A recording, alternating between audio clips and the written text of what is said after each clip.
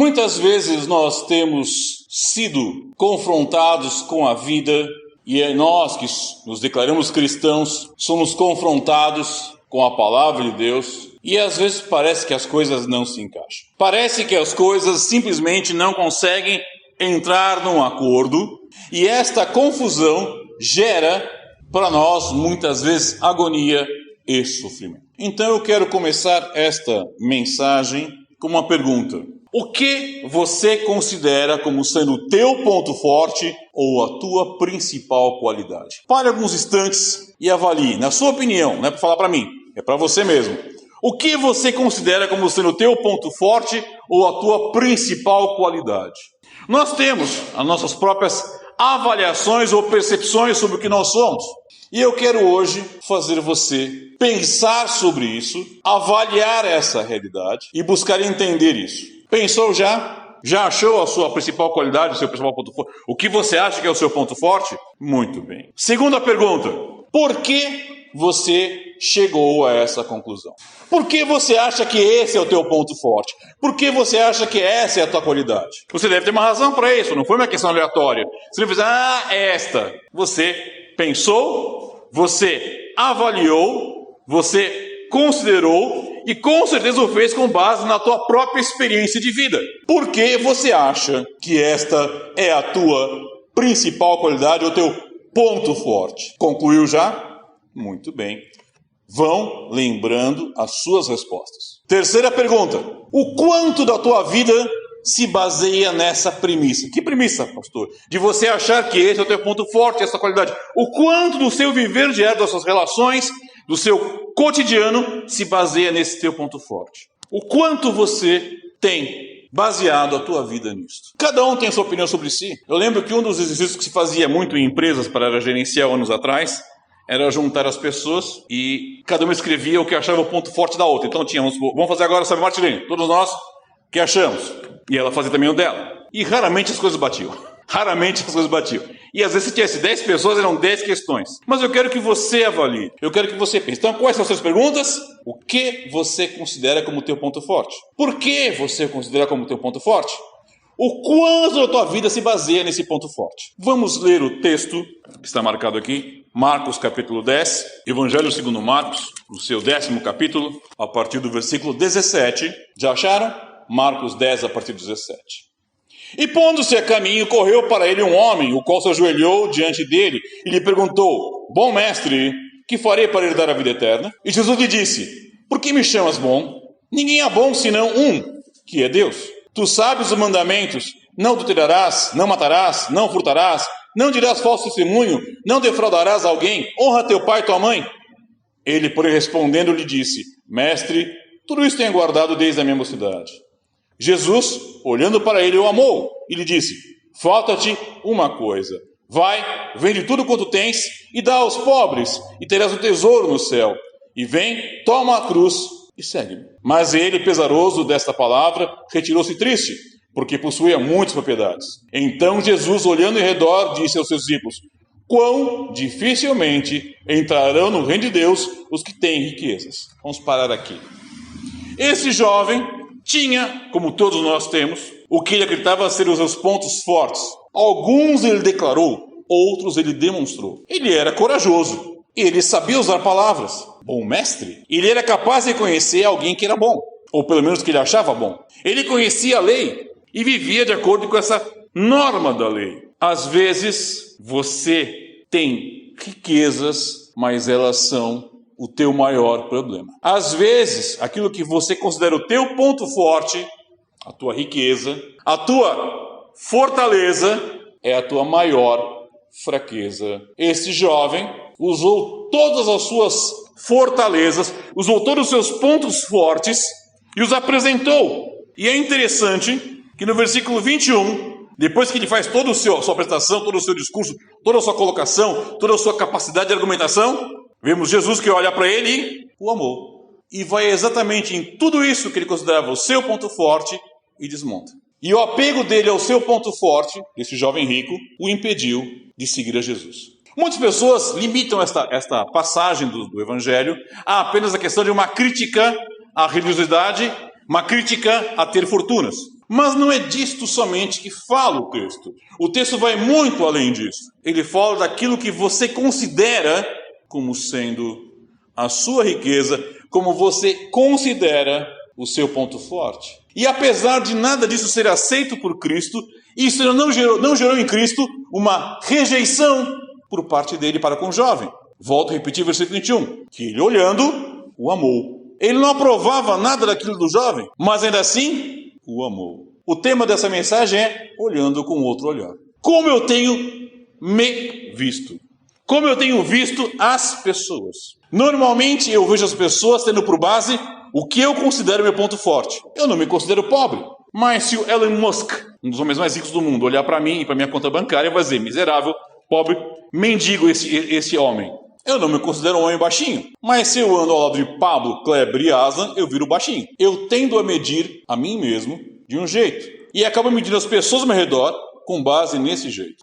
É uma reação frequente e costumeira da minha parte. O jovem rico achou que iria impressionar Jesus com toda a sua argumentação, com toda a sua capacidade, com tudo que tinha. Mas Cristo o amava e por amá-lo apresentou uma outra postura. Pega o que você tem, vende e dá para os pobres. Ele mandou isso para outra pessoa em todo o Novo Testamento? Não, somente para esse jovem. Por quê? Pense nisso. Riquezas não são um impeditivo para ter comunhão com Deus, mas são um dificultador, vamos chamar assim, uma palavra nova aqui, que não é invenção minha. Ela gera uma dificuldade. Quando eu tenho certas posturas na minha vida, que eu entendo serem meus pontos fortes, é interessante, mas são exatamente essas posturas, essas formas de pensar, essas formas de entender a vida, são elas que me impedem de me aproximar mais de Deus. Elas são a minha riqueza, elas são o meu tesouro. E aí eu vou lembrar de Cristo falando sobre tesouros. Não ajunteis tesouros na terra, mas no céu. De que adianta eu ser forte, ser alto, ser rico e ser bonitão? Eu não sou nenhuma das quatro coisas. Não sou alto, não sou forte, não sou rico e não sou bonitão.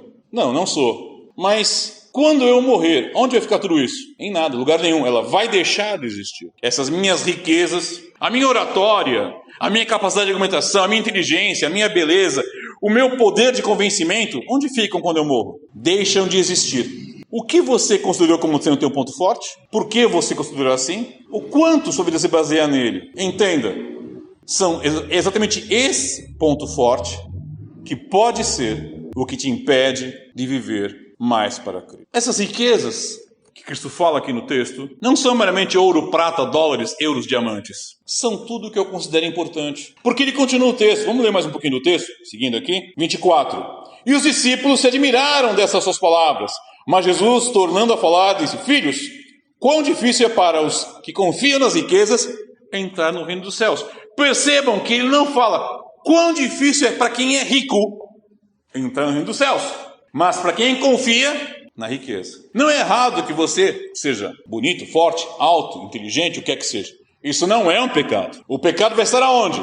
Em confiar que isto te garante uma posição melhor na sociedade, no mundo, diante de Deus. E aí ele vai fazer a expressão: mais fácil passar um camelo pelo fundo de uma agulha do que entrar um rico no reino de Deus. E aqui, apesar de vocês encontrarem às vezes aí algumas explicações malucas, que fundo da agulha era uma pequena porta que havia na muralha de Jerusalém, isso é mentira. Nunca houve essa porta em Jerusalém. E realmente, não, foi mal traduzido. Não foi mal traduzido. É exatamente isso. É a ideia de mostrar uma coisa muito complicada. Mas ele falou que não é impossível. Ele falou, é difícil, mas não é impossível. 26. E eles se miravam ainda mais, dizendo entre si: quem poderá, pois, salvar-se? É claro. Por quê? Percebam aqui, o pronome está de que maneira? Quem poderá salvar-se? Exato, assim mesmo, ele é reflexivo. Isto é o que nós chamamos de religiosidade. Eu vou ter mais acesso a Deus porque eu sou mais assim. Sou mais emotivo, sou menos emotivo, nunca choro, choro sempre, brigo, não brigo, brinco, não brinco, vou em todos os cultos, não vou em culto nenhum. Sempre que eu estiver achando que a minha ação, minha fortaleza me garante, é religiosidade. E aqui não é para você olhar para o seu filho, para sua mãe, para o seu irmão, dizer, viu só? É para você olhar para o espelho e falar, tá vendo? Victor Ramalho. Não é para você falar no seu espelho Victor Ramalho, tá? É para você falar o seu próprio nome. Antes que falar, o pastor manda dizer, tá vendo, Victor Ramalho? Tu me fala para mim, não é para mim, tá? É você falar o teu nome, tá bom? Antes que entendam mal aí a mensagem, né? E aí vão pensar que é só para sentar a bolacha no pastor. Não. Tudo que eu julgar importante, a ponto de apoiar minha vida nisso, é a minha riqueza. Inclusive o que eu achar que é piedoso. Eu sou uma pessoa de oração, por isso Deus me ama. É a tua riqueza. Ela está te afastando de Deus porque você acha que Deus tem que te amar porque você é uma pessoa de oração. Eu sou um fiel dizimista. Não me aproxima de Deus o meu dízimo. Na verdade, porque eu me aproximei de Deus que eu quero ser dizimista. Essas riquezas, esses pontos fortes, são os que têm, na verdade, impedido a minha relação. E é por isso que os ímpios pensam assim, quem poderá, pois, salvar-se? Porque eles entenderam o que estava dizendo. Percebe que eles não entenderam, porque eles eram pobres. Eram homens, pescadores. Eles vão dizer, ainda bem que eu sou pobre, então eu estou salvo, né? Eles não entenderam riqueza como somente riqueza material. Eles entenderam corretamente. Quem entender errado é a igreja moderna, tá? Que ensina só que é só riqueza material. Mas eles entenderam, quem poderá salvar-se? É uma coisa mais ampla que simplesmente dinheiro, prata, ouro. É tudo que eu considero como meu ponto forte. Quem poderá salvar-se? Como que essas questões dificultam a minha relação com Deus? Primeiro, muitas vezes me apoio nelas para fazer o que eu acho é a vontade de Deus, ou para até levar as pessoas a fazerem a vontade de Deus. É interessante a evolução do processo de decisão na igreja no livro de Atos. Você já parou para observar isso? Como isso evolui? Em Atos 1 e 2 você vai ter a questão que se reuniam, Jesus tinha ascendido aos céus, morreu Judas, então estou com um apóstolo a menos. Então eles decidem, Deus não mandou fazer isso, a decisão deles, vamos lançar sortes para escolher alguém entre os que preenchem os requisitos. Ter andado com Jesus, ter visto o sofrimento, ter visto a sua ressurreição, ter andado com ele após a ressurreição. Muito bem. Por que lançaram sortes? Porque era o costume dos hebreus. Antigamente os hebreus, como eles não tinham acesso ao Espírito Santo, ainda não foram derramados, como que eles sabiam se era a vontade de Deus ou não? O sacerdote jogava a pedra do sim e do não, urim e tumim. E em cima disso, lançaram sortes, aí sabiam, faça ou não faça. Sacerdote, eu devo vender isso aqui? Jogou, deu sim, ok, então eu vou vender. Não. Então, funcionava nessa base. Por quê? Eles não oravam a Deus diretamente. E não ouviam Deus, porque o Espírito Santo não fora derramado. Então eles fizeram isso para escolher Matias. Pergunta, depois do capítulo 1 de Atos, alguém ouviu falar de Matias de novo? Nem a história mostra claramente quem foi Matias. Ele sumiu. Por quê? Mas se você for ler lá em Apocalipse, fala que tem 12 colunas na cidade. E cada uma tem o nome de um apóstolo. Então são 12 apóstolos. Mas Paulo é chamado para ser apóstolo. Alguém ficou fora das colunas? Sim, Matias. Porque ele nunca foi chamado por Deus para ser apóstolo. É Jesus que comissiona o apostolado. Por isso, inclusive, esses neo-apóstolos que aparecem por aí são enganadores, são fraudulentos. Não tem por que aceitá-los. Eu vejo isso lá no começo. Muito bem, jogavam sortes. Aí, a igreja organizada, derramou o Espírito Santo, estamos lá. Precisamos eleger diáconos. Como que foi feito? Escolham entre vocês 7 varões de valor. Então aí foi a eleição. Aí viraram batistas, vamos brincar aqui, tá? Assembleia, votação. Escolheram, mas os apóstolos confirmaram. Perfeito. Você avança um pouco mais, você chega a Atos 13. Precisa separar quem vai para missões. Como que é feito? Candidatos? Quem gostaria de ir? É votação? Não. O Espírito Santo fala com todos eles. Separa para mim Barnabé e Saulo. A evolução da maturidade cristã vai levar a não depender mais de argumentos, de democracia. Eu não sou contra a democracia, tem coisa que a gente vai ter que votar realmente, porque a gente não tem uma ideia clara. Mas devemos caminhar para o que o Senhor está nos dizendo. Uma relação pessoal com Deus. Estamos vendo de manhã cedo sobre o Espírito Santo, a necessidade que nós temos de ter uma relação pessoal com o Espírito Santo. Em que me dificulta as minhas riquezas? Eu me apoio nelas. Eu acho que são elas que vão poder me dar respostas. Eu confio nelas, porque eu acho que elas são a solução. Eu dou valor excessivo a elas, porque acho que elas são importantes. E está tudo errado. Quem poderá, pois, salvar-se? Versículo 27. Jesus, porém, olhando para eles, disse: para os homens é impossível, mas não para Deus, porque para Deus todas as coisas são possíveis. Então você pode mudar. Não, você pode ser mudado. O que você vai fazer? Reconhecer as suas riquezas, os seus pontos fortes e falar: Senhor, eu acho que isso é meu ponto forte. Só que isso tem me afetado na minha relação com as pessoas. E aí vem uma coisa importante, aí também vem a questão da mudança do olhar. Muitas vezes o teu ponto forte te leva a ser muito crítico com as outras pessoas e até impaciente. Eu sou uma pessoa que aprecia muito ler. Aprecio muito ler. Minha mãe me ensinou isso desde jovenzinho. Esse interesse ficou claro para mim de eu tenho que ler. E muitas vezes eu mostro arrogância. Eu peço perdão ao Senhor por isso, quando vejo pessoas que não querem ler ou que não gostam de ler. E me incomoda muitas vezes o fato de que a pessoa não leu tal coisa ou tal coisa. Em especial se essa pessoa também se coloca na posição de pastor. Como assim você não leu? Já ouvi de pastores, eu não gosto de ler. Isso me deixa totalmente irritado. Mas eu lembro lá do versículo 21. E Jesus olhando para ele, o amou. O rapaz estava errado?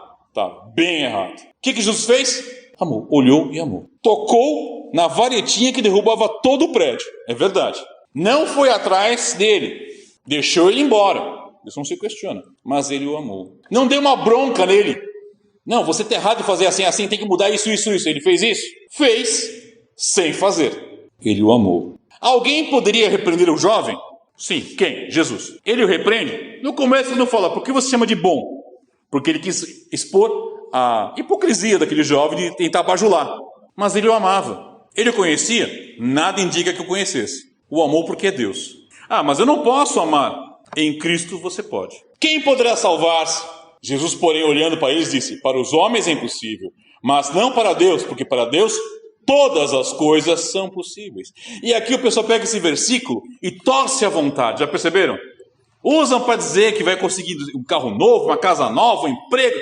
Não está falando nada disso. Ele está falando o seguinte, Deus pode mudar a natureza humana e transformar religiosidade, egoísmo, vaidade, soberba, impaciência, falta de amor em coisas agradáveis a Ele. Ele pode pegar o que eu acho meu ponto forte e destruir. E transformar o que eu sou naquilo que eu devo ser.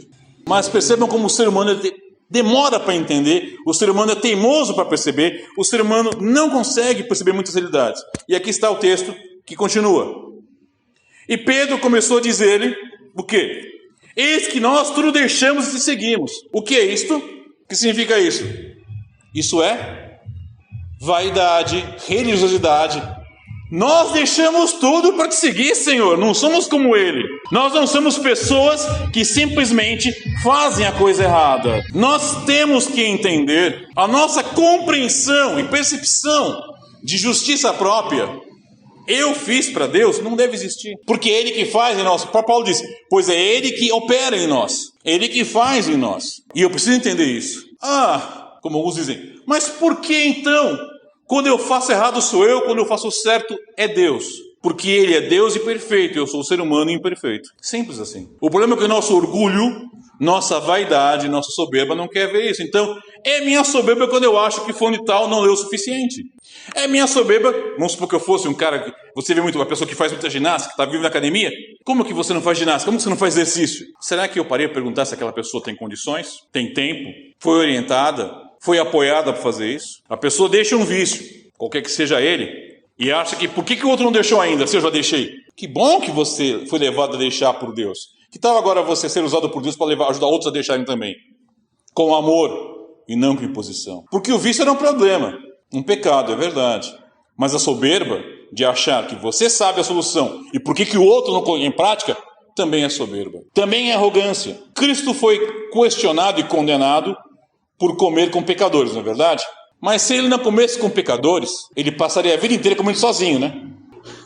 Porque todos somos pecadores. Ele só poderia comer sozinho. Mas ele fez a concessão de comer com pecadores. E ele não ficava dando broncas e dizendo, olha, vocês estão errados. Sigam o meu exemplo que eu sou bom. Ele fez isso? Não. Qual deve ser a minha riqueza? Nem piedade, nem religiosidade, nem força, nem beleza, nem inteligência, nem erudição, nem nada disso. Qual é a minha riqueza? Cristo. Cristo é a minha riqueza. E enquanto eu não me firmar nele e para ele, eu vou continuar refém de riquezas falsas. E como jovem rico desta narrativa, eu vou estar sempre tentando me justificar, ou como os apóstolos perguntar, como eu posso me salvar? Não, eu não posso me salvar. Ninguém pode se salvar. Eu posso ser salvo. E eu serei salvo quando me render a Cristo. E mesmo já sendo salvo, quantas vezes eu não me esqueci disso e permiti que na minha vida, na prática, eu me achasse bom acima dos demais mortais. Bom, eu sou melhor que meus irmãos.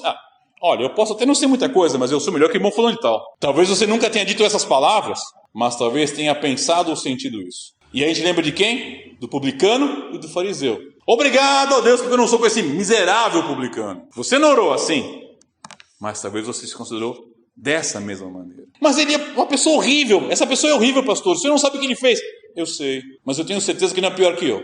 Não é pior que eu. Como assim, pastor? Eu sempre falo, e eu aprendi isso. Se eu fosse Deus, eu não salvaria Victor Hugo Ramalho, porque com certeza ele não merece. Nunca mereceu e jamais vai merecer. Se eu fosse Deus, eu jamais deixaria Victor Hugo Ramalho pregar a palavra. Muito menos servir no pastorado. Porque com certeza ele é incompetente, incapaz, arrogante, soberbo e tudo mais de errado.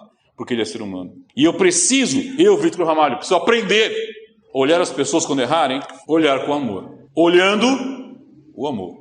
Aquele jovem rico estava cheio de pecados, mas Cristo não o odiou. Cristo não teve raiva dele, não teve ira santa, nem santo zelo. Ele simplesmente o amou. Porque toda a base do poder de Deus está nisso, na sua própria natureza. E Deus é amor. Deus é amor. Eu quero saber se eu estou caminhando em direção a Deus. Eu estou amando as pessoas que de alguma forma infringem o meu código de coisas certas e corretas. Amar é muitas vezes disciplinado. A Bíblia fala que Deus disciplina quem ama. Isso não se discute. O próprio Senhor Jesus Cristo não correu atrás do jovem, fez uma outra proposta, deixou ele embora. A gente não sabe. Eu gosto às vezes de crer algumas coisas que não estão na Bíblia, mas é uma questão, entre aspas, fantasia, de que esse jovem depois de um tempo teria se rendido a Cristo e eu vou encontrá-lo no céu. Eu gostaria, não sei, mas o importante é que Jesus o amou. E o que me impede de amar são os meus tesouros, os meus pontos fortes. E às vezes coisas que parecem piedosas e parecem boas são venenos que nós tomamos todos os dias. Nós aplicamos a nós mesmos venenos. Falsa piedade, falsa religiosidade, falsa humildade, confiança nos meus atributos pessoais, nas minhas posses. Confiança, sempre deu certo para mim.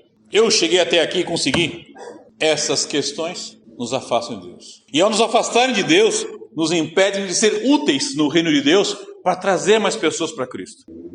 Nós, tantas vezes, temos falhado porque não conseguimos parar para simplesmente reconhecer a minha riqueza deve ser tão somente o Senhor Jesus Cristo. Só Ele e mais nada. Só Ele e nada mais. Eu falho nisso. Eu, Victor Hugo Ramalho, cometo esta falha. E eu gostaria de poder dizer que eu sei que vocês não cometem, mas eu estaria mentindo. Porque nós, seres humanos, todos cometemos esta falha. E essa foi uma mensagem que foi amadurecida por quase um mês, tá? Eu fiquei brigando com ela, e todos esses domingos que eu não trouxe a mensagem, e apanhando dela, e lendo o texto, e relendo o texto, e fazendo anotações na minha cabeça. Mas o fato é, eu não posso me apoiar naquilo que eu acho que eu sou bom. Porque eu não sou. Bom é só Deus, o texto diz isso. Eu não posso me apoiar na minha obediência à lei, ou a minha suposta obediência à palavra de Deus. Não posso me apoiar nos meus atributos naturais, nas minhas capacitações, nas minhas aquisições. Não posso me apoiar nem na minha suposta piedade e religiosidade. Não posso. Eu só posso me apoiar em Cristo. Esta é uma batalha na minha vida que vai durar toda a minha vida, daqui até o momento que Ele venha me buscar. E que pessoalmente eu espero que demore uns bons anos. Não que eu não quero ir para o céu, mas não quero ir já, como diz um amigo meu. Sim, eu quero ir para Jesus, mas pode esperar um pouquinho mais.